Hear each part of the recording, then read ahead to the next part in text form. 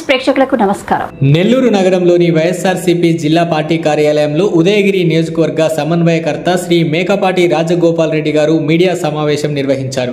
ఈ సందర్భంగా మేకపాటి రాజగోపాల్ రెడ్డి మాట్లాడుతూ జిల్లా పార్టీ అధ్యక్షులు కాకాని గోవర్ధన్ రెడ్డి గారిని అక్రమ కేసులు పెట్టి అరెస్టు వారెంట్ తీసుకుని ఇబ్బంది పెట్టాలని చూస్తున్నారన్నారు. కూటమి నేతలు తమ పలుకుబడిని ఉపయోగించి కోర్టులో బెయిల్ కూడా రాకుండా ప్రయత్నాలు చేస్తున్నారన్నారు. కూటమి ప్రభుత్వం వచ్చాక ప్రజలకు పాలన అందించడం మానేసి వైఎస్ఆర్సీపీ నాయకులను అక్రమ కేసులతో వేధించడమే పనిగా పెట్టుకున్నారు. ఇది సరైన పద్ధతి కాదు. మా అన్నగారైన మేకపాటి రాజమోహన్ రెడ్డి గారు మొదటిసారి ఉదయగిరి శాసనసభ్యునిగా ఎన్నికైన సందర్భంగా అప్పటి ముఖ్యమంత్రి ఎన్టీ రామారావు గారు శాసనసభ్యుడంటే రాజమోహన్ రెడ్డిలా ఉండాలని మెచ్చుకున్నారన్నారు. అటువంటి రాజకీయాలను వదిలేసి ఎదుటి పార్టీ వ్యక్తులను ఇబ్బంది పెట్టడమే పనిగా చంద్రబాబు ప్రవర్తన ఉందని తెలియజేశారు. ఇచ్చిన హామీలను నెరవేర్చే ఆలోచన చేయడం లేదు. ఇదే విధంగా అక్రమ కేసులు గొడవలు చేస్తూ అందరినీ భయపెట్టాలనుకుంటే కుదరదు. ఇప్పటికైనా ఆయన మారి సరైన పాలన చేస్తారని ఆశిస్తున్నామని తెలియజేశారు.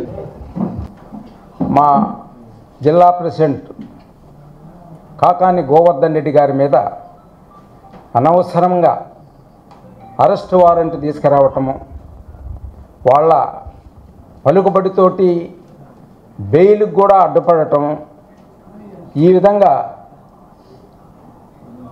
ప్రతి ఒక్కళ్ళని ఇబ్బంది పెట్టే దాంట్లో ఈరోజు కూటమి ప్రభుత్వం వేరే పని అనేది ఏమి లేకుండా ఇదే పద్ధతిలో ప్రజల్ని ఇబ్బంది పెడుతూ ప్రతి ఒక్కళ్ళని భయభ్రాంతులుగా చేస్తూ ప్రవర్తిస్తున్నారు.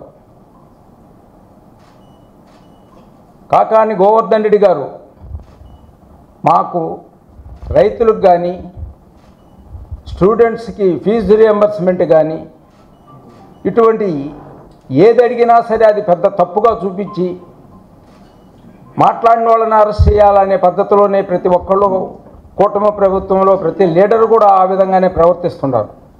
ఇది సరైన పద్ధతి కూడా కాదు. ఇప్పటివరకు మా అన్నగారు ఉదయగిరి ఎమ్మెల్యేగా ఫస్ట్ టైం 83లో గెలిచినప్పుడు ఎన్టీ రామారావు గారు ఒక మాట అన్నారు, ఎమ్మెల్యే అంటే మేకపాటి రాజమోహన్ రెడ్డి ఉదయగిరి ఎమ్మెల్యే లాగా ఉండాలా ప్రతి ఒక్క ఎమ్మెల్యేను అని. అంటే ఆయనది టీడీపీ, మనం కాంగ్రెస్.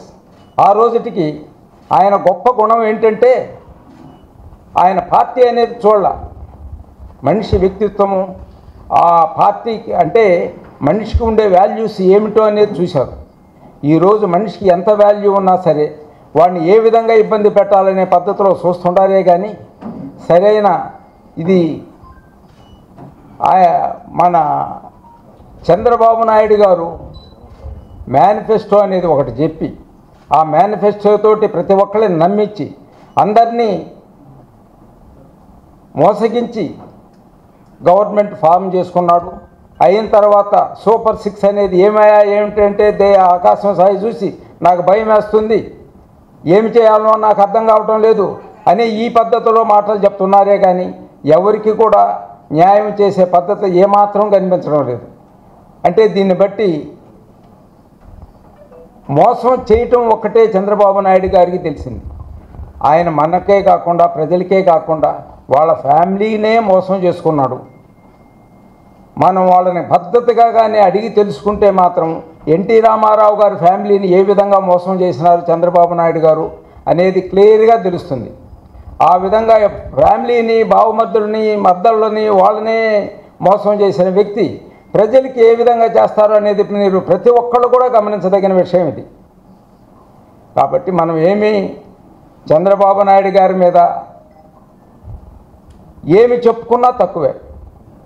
ఆయన 14-19 మధ్యలో కూడా నేను చెప్పినవన్నీ అబద్ధాలని తెలుసు కదా మీకు, మళ్ళా నన్ను నేను చెప్పిన మాటలు ఎట్ట నమ్మిరా అనే పద్ధతిలో ఆయన ఆ విధంగా కూడా ఫీల్ అవుతున్నాడు.